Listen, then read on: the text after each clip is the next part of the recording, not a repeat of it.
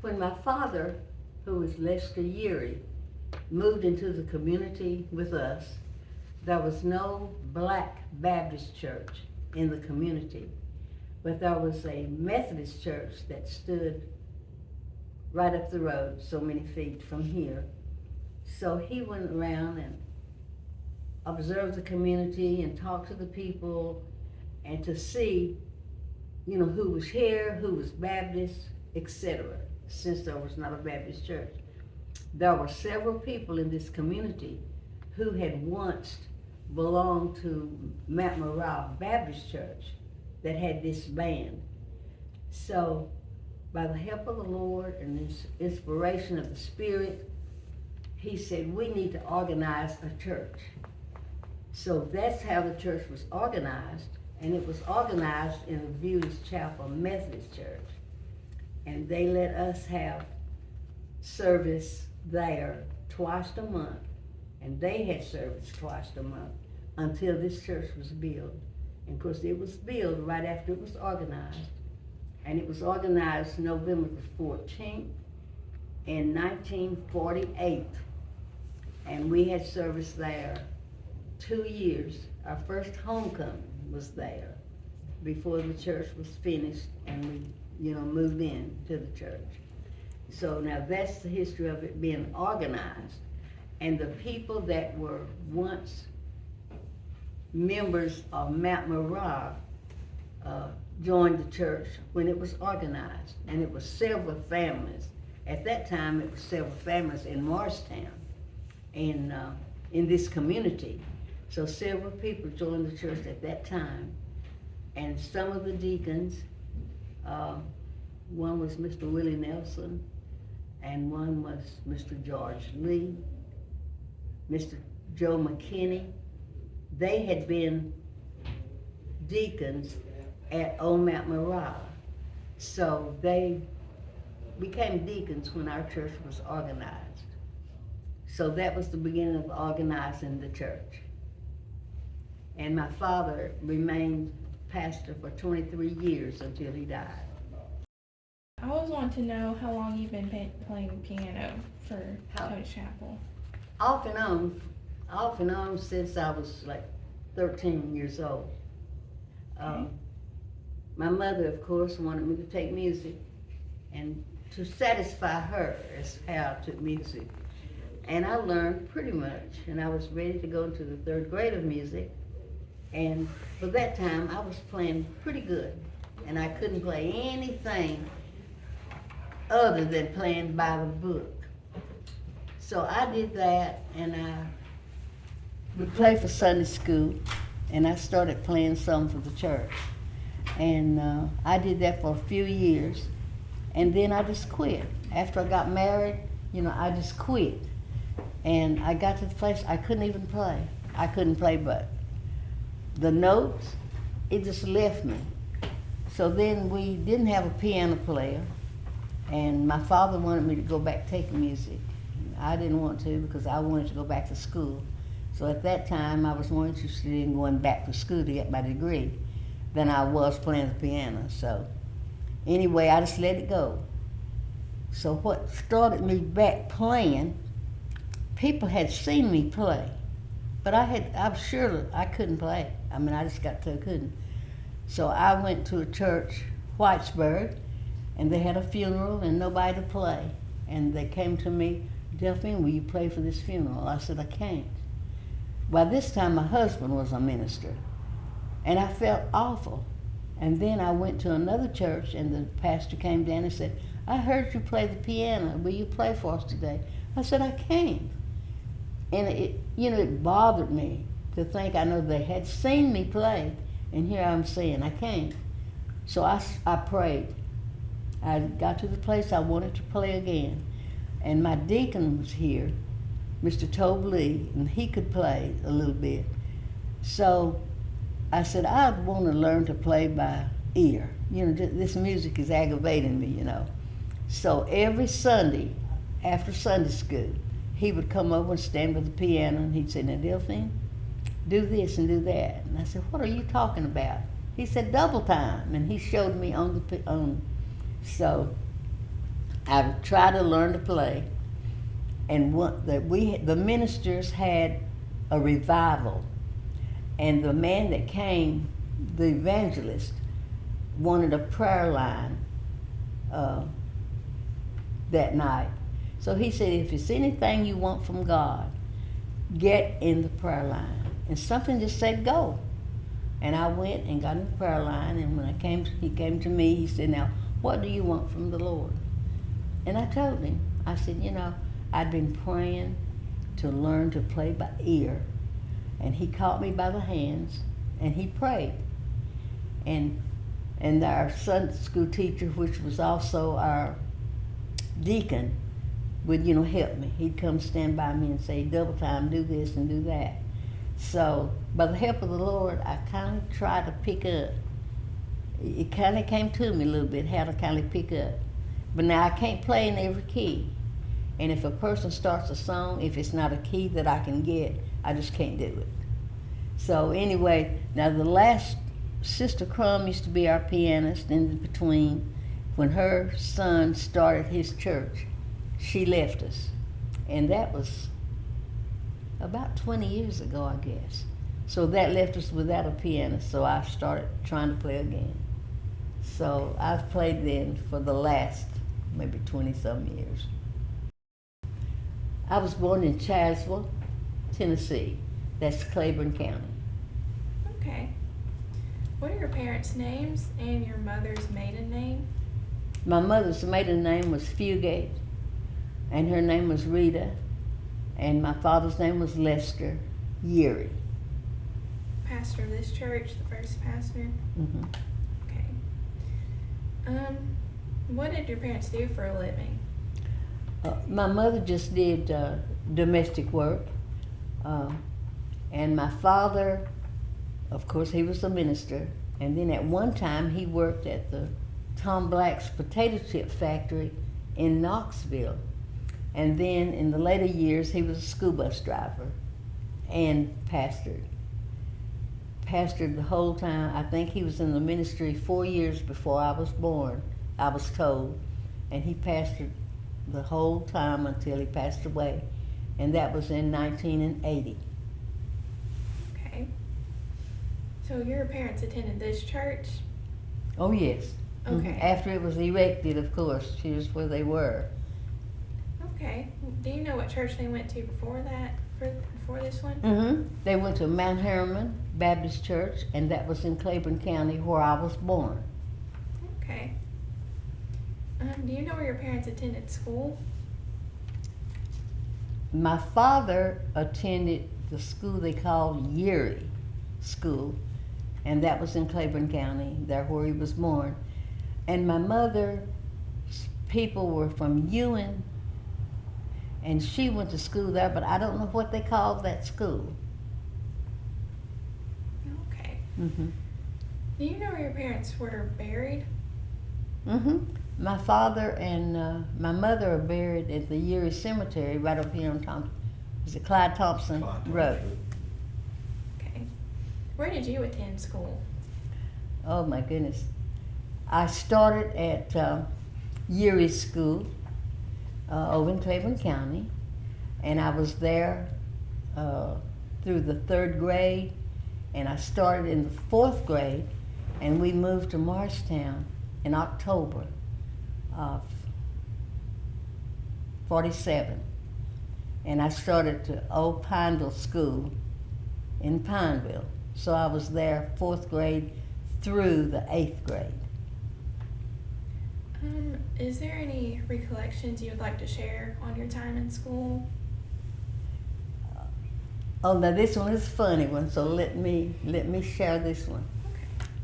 Okay. There was 3 of us that were real good friends, and by this time we were in like the 5th or 6th grade, and we were in Willie V. Irvin's class, one of the teachers that I adored, and I talk about a lot even to this day. She sent us down to the spring. We didn't have running water, and the spring, of course, the water was cool, so she gave us her thermos bottle, and of course school was out and we were waiting on the bus. Asked us to go down to get her some water in her thermos. We're going down to the spring. We got planned, and we broke her thermos bottle. So we had to make up a story about how it got broke. And then another thing that's real funny, we really had a good time with her, but she was strict. We had to do our work, but she was a wonderful teacher. And she would punish you. And one day I called one of he wasn't my classmate, but he was there, and he said something to me, and I called him a black liar. And boy, what did I do that for? She made me write 500 times, I called Nip a black liar. And she graded us on the grammar. You had to start it with a capital letter, you had to end it with a period, everything better be spelled right. 500 times. Do you remember your grandparents? I only remember one. 3 of them passed away before I was born, but my father's mother was still living, and she lived until I was married when she passed away.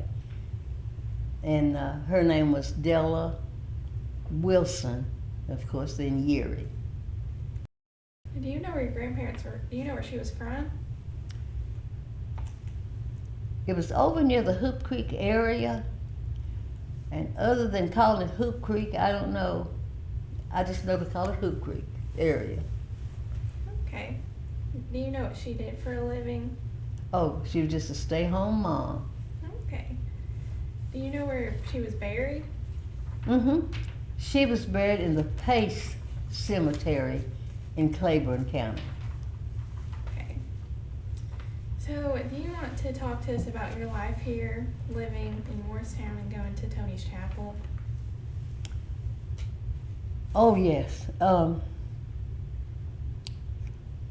I have really been connected with Toney's Chapel. Let's see, I joined the church when I was in the 7th grade, I think it was. And by the time that I was old enough to go to the, not the union, associations, I was sent as a youth person. So I was told when I went, now we're going to send you to this association. When you come back, you've got to report. So I took my material, I went to every class, I took notes, and when I came back, I think for this time I was 15. When I came back, I reported in a church meeting all the things that we had done and some things I had learned and that sort of thing. Well, from that time on, because we had several people here at that time, and teenagers and all, but from that time, they gave me a Sunday school class to teach. So I taught that Sunday school class from the time I was 16 until I went to Washington State and lived during that year. When I came back, my job was still waiting on me to teach that Sunday school class. And I taught it on up until I think it was about 2005. And we had a minister here, and he changed everybody, which was good. And somebody else taught the class for a year or two, and then I got the class right back. So I taught the class again up until about, let's see, maybe 5 years ago. So I taught it a long time, and I've been the program director a long time, since I was 16, except 4 different years somebody else did the program. Other than that, it's been me. And I love it, still love it. My husband worked, when he got out of service, he worked at Brookline for several years. And then he worked at the molding plant, which is no longer in Morristown now. And so that was his occupation. After the molding plant, of course, he wanted to open his own shop. So he worked on cars, and he had a garage. So that was his job. And then after he went into the ministry, and after my father died, he was elected the pastor, and he was the pastor here for 19 years until he died. After I graduated from high school, I started into college, and of course I got married the year that I started in. My husband came in from service, but he wasn't my husband then, but he came in from service and we got married. Well, before he went back, of course, I got pregnant. So I went to school most of that year, but then I quit. So all through the years, I worked at Inca too for 10 years, but all the time I wanted to go back to school. So after my children were born, I had 2 children, and when my daughter started into college, I started back to college. So then I got my degree in '85 at Carson Newman. And that was really an experience because it's something I had wanted to do all down through the years. And my son really, he knew I wanted to go back to school, and he really wanted me to go. So when he contacted cancer, he was in service. He contacted cancer and passed away. And that really drove me to go back to school because he wanted me to. So I started back to school. And I worked full-time and went to school part-time for 4 years while I was getting that degree. But praise the Lord, I made it. My husband's name, of course, was Harold, and we had 2 children, and the oldest one his name was Alvanus, but we called him Petey. I bet you knew him. We called him Petey, and when he finished high school, he was working for TG&Y, and he became a manager of TG&Y. But then he decided to go to service, so he went to service, and he was there 3 years and contacted cancer. And of course, then he lived 7 months and passed away. And my daughter, they went to Union Heights School, in grammar school. My daughter was born in '62, and she went to Union Heights, and then she went to Morristown East also.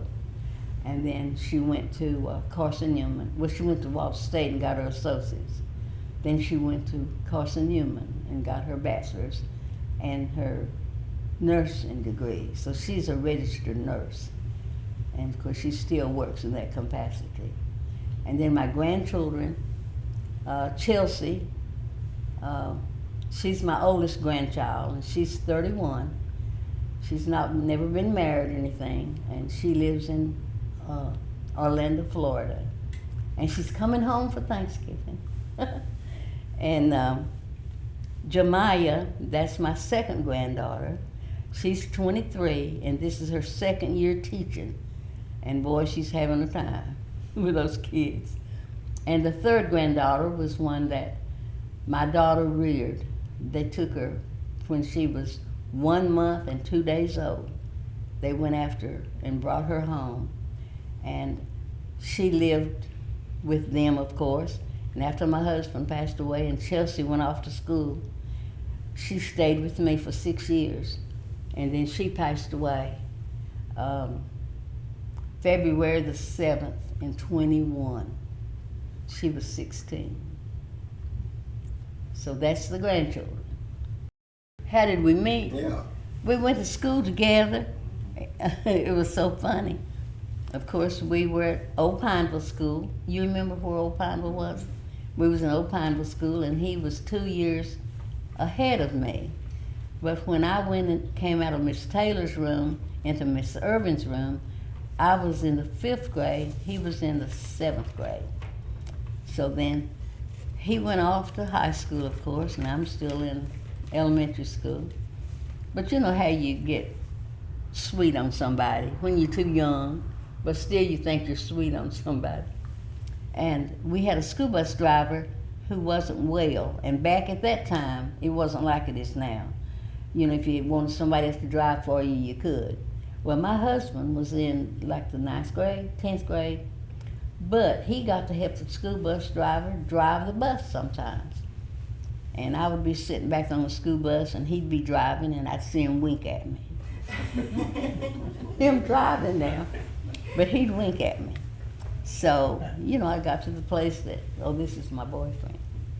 So, I mean, he did become my boyfriend.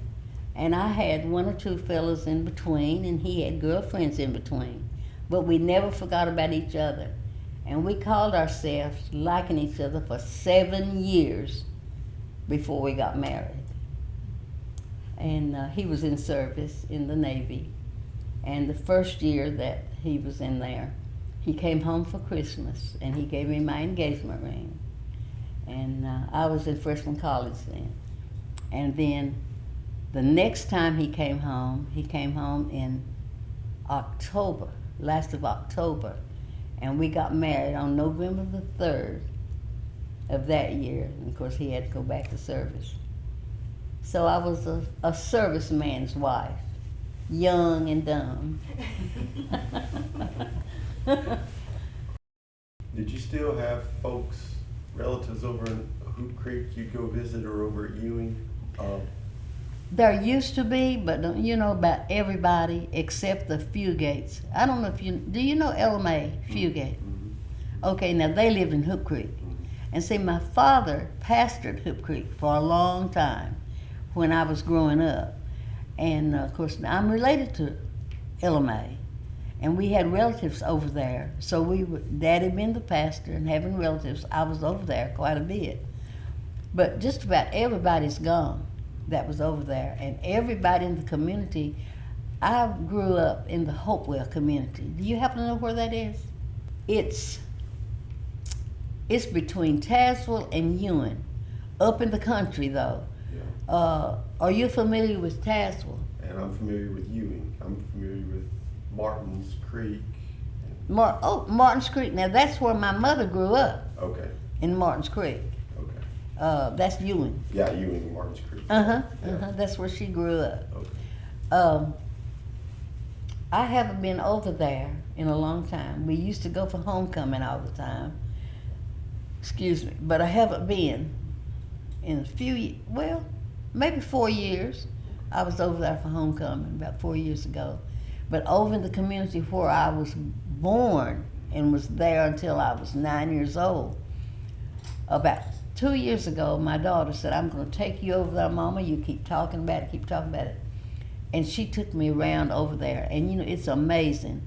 You would be amazed to know the people. I was 9 when we moved, but my father went over there and pastored for a long time, so we was in and out. And this is Hopewell community. And I can tell you to this day where different people lived and their names. And I was only 9 when we moved. And my daughter says, Mom, I can't believe you can remember all this. But, I mean, I can just visualize now, you know, where this one lived, that one lived. And I can call their names even to today. Now, these are white people right around the Hopewell community.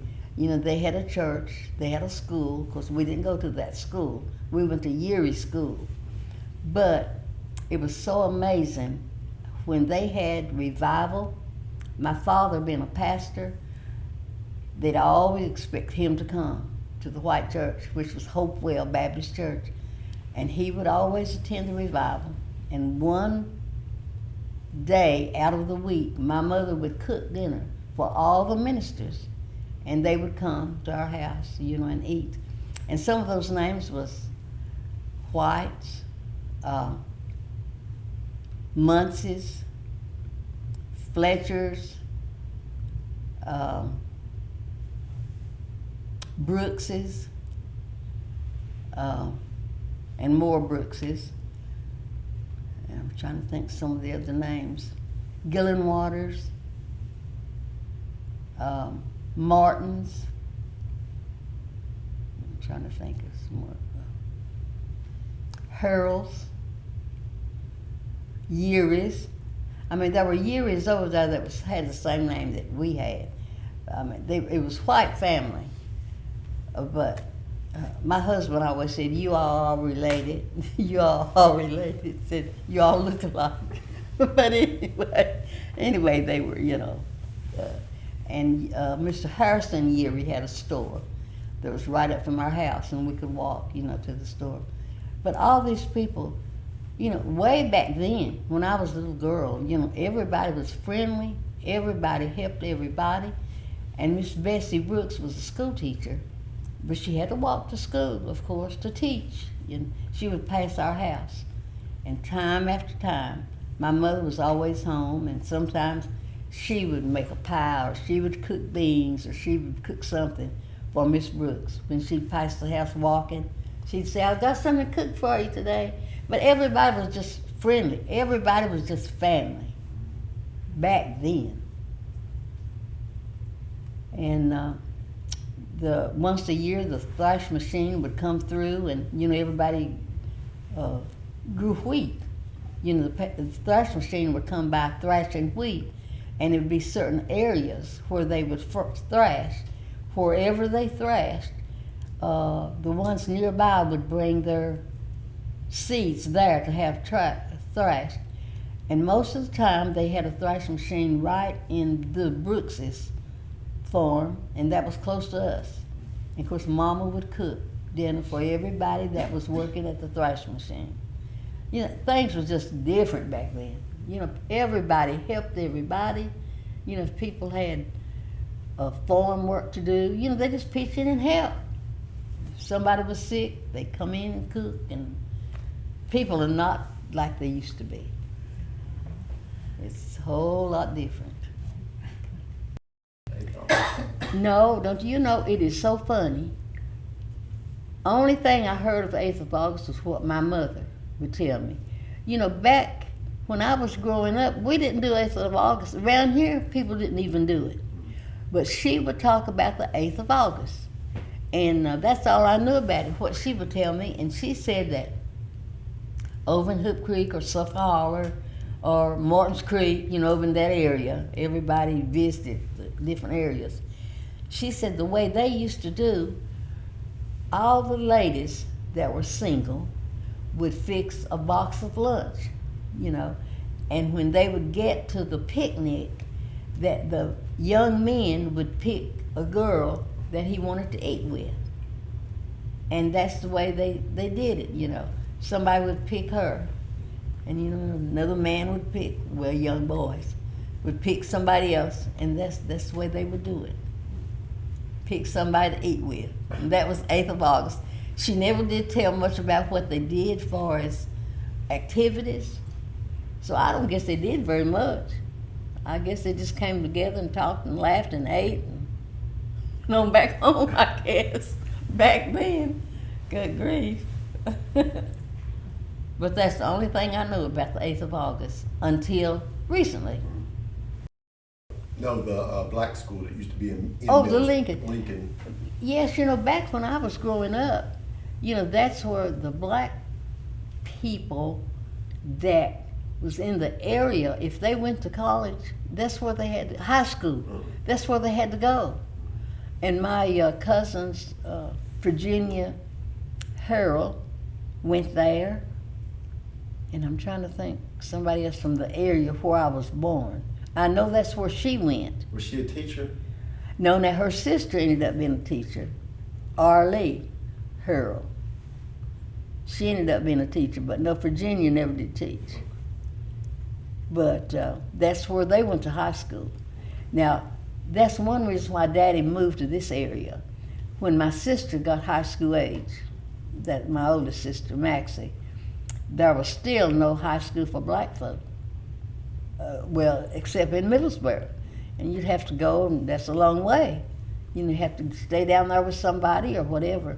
So that's what motivated him to move to Morristown, because his brother, Uncle Eli, that was a school teacher, lived in this area. And he wanted Maxie to come and go to high school. So she came and was staying with them. But Daddy decided to move, because then my sister was behind her and here I was coming along. And that's what motivated him to move to Morristown. One thing was because of the school. How many siblings did you have? It was 3 of us that lived. My mother, daughter, she had 5 years before I was born. I was the youngest. 5 years before that was born, and she passed away at 5 months. So I just knew the other 2. So 3 of us grew up. My oldest sister was 7 years older than me, and my second sister was 6 years older than me. What was their names? My older sister was Maxie Lee, and she hated that Lee, but her name was Maxie Lee Yeary, and Irene. And the sister that died was Marie. Agnes Harold? That was a teacher? I knew Agnes Harold. Okay. Oh, she grew up over near the Martins Creek. Yeah, and she taught over there at the school for a little bit, I think. Agnes, you know, when Agnes left here, I was young, but I can remember Agnes because, you know, they called her Ag all the time. And I remember her, and I was trying to think, what was her, let's see. He was a Ty. Ty, that's right, Ty. And, And she used to come in for like hoopy homecomings and stuff. okay. And I remember Agnes, sure. Okay. And her father, I didn't remember, but her mother, I did, because when I was young, the father had already died, and she married a guy that was my grandmother's half brother, and that was Uncle Arch Wilson.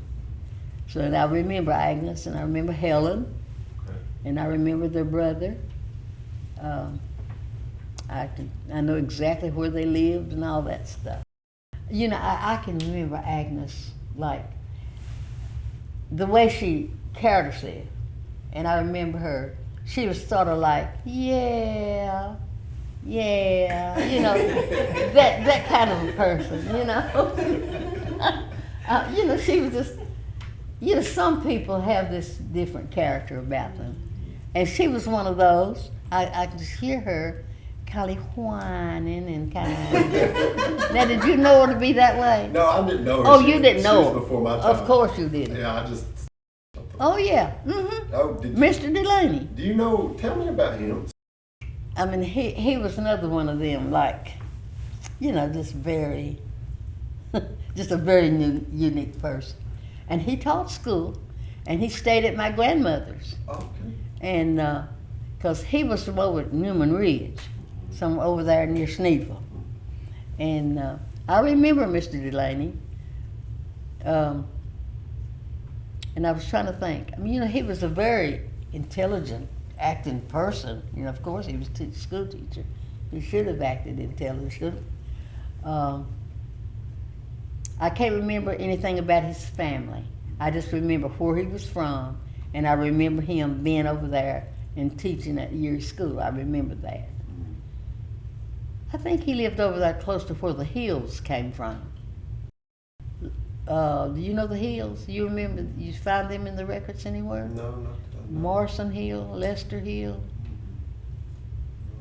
Where's that at? Is that in the same area? Mm-hmm. Over there, Newman's Ridge. Newman's I think they Ridge. call it Newman's Ridge. Up on top of the old Simpson School used to be at. Okay, probably. Yeah, yeah. Because there was Simpsons over there. Okay, Uh-huh. okay.